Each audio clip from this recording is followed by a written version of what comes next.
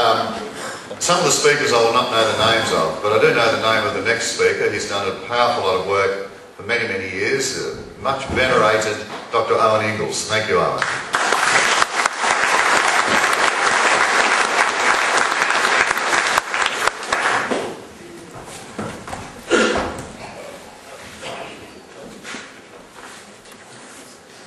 Thank you all for coming along today, because it's a demonstration like this that will really get the message through to the council that there's something wrong going on.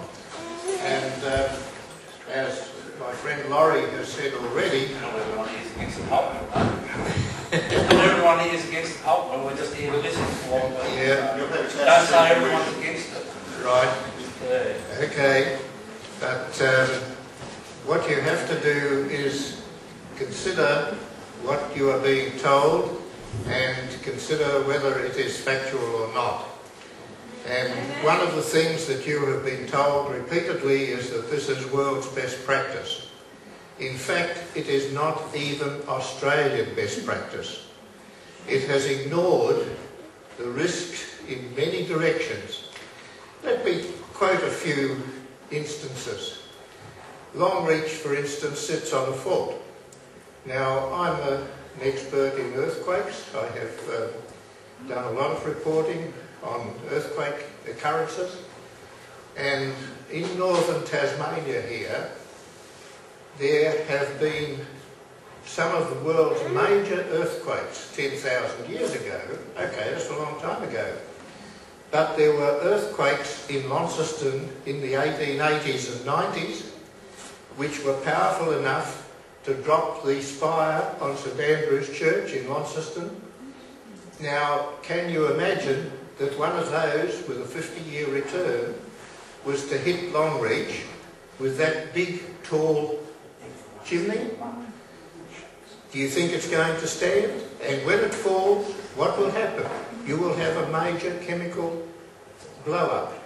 And one of the things that the insurance industry is aware of, and I have here the insurance industry's directory on paper manufacturing in paper mills, and what do they say? I read out, the black liquor boiler. One of the prevailing hazards is of a smelt water explosion, which can happen if water enters the furnace and comes in contact with the hot smelt at the bottom of the boiler. And then they go on at some length and they point out that this is a real hazard with these plants, and if I was to tell you that that sort of thing is happening, that insurance payouts are being made for accidents that are happening in these industrial plants, you have evidence of that already existing in major cases. There was the Flixborough disaster in England, there was the Bhopal disaster in India. These are chemical ones.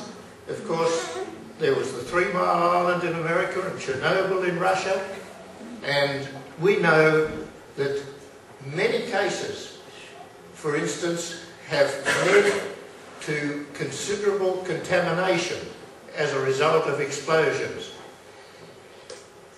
The way to address this sort of thing is to have a proper risk analysis. And as my friend Laurie Crewer has already pointed out to you, as far as we're aware, this has not been done.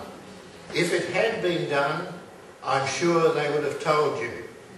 I practiced for 25 years as a professional risk management assessor, and I can tell you that we can draw up contours of risk. Have you seen a risk contour for this valley showing high risk round the Bell Bay, Longreach area, and lower as you go further away? No, of course, they haven't done that sort of thing. Maybe it would have cost too much. Maybe it would have frightened you. I don't know. But the point is that it is substandard practice. As Laurie has said, and as I repeat, we do not even have best practice by Australian standards. And you would be aware yourself of many more things beside the earthquake risk, which, as I say, is something that hasn't even been touched on. You're also probably not fully aware of the risk from random events. Now, when I talk about random events, you saw one just the other day on the news, the fire at Myers in Hobart. Who would have expected that beforehand? There's a lot of things in an industrial plant which pose real and significant risks that a proper risk assessor will assess for you, and you're not being told about them.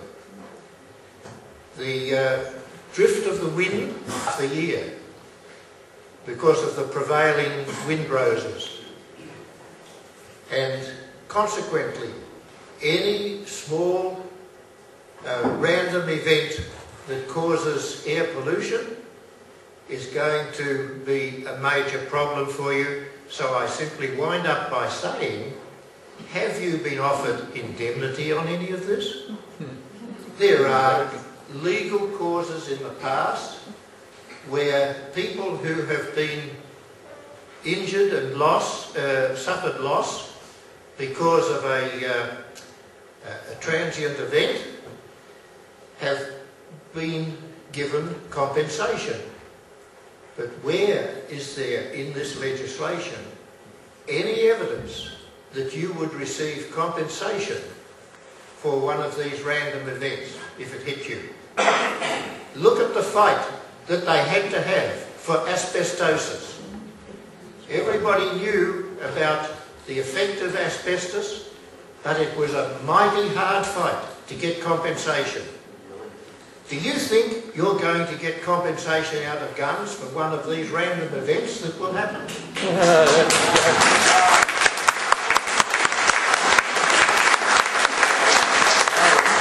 Before you leave, if I may, you touched on a very strong point, because risk assessment, in our view, hasn't been done because it's protecting Gunns and it's protecting the government, and that's why it hasn't been done.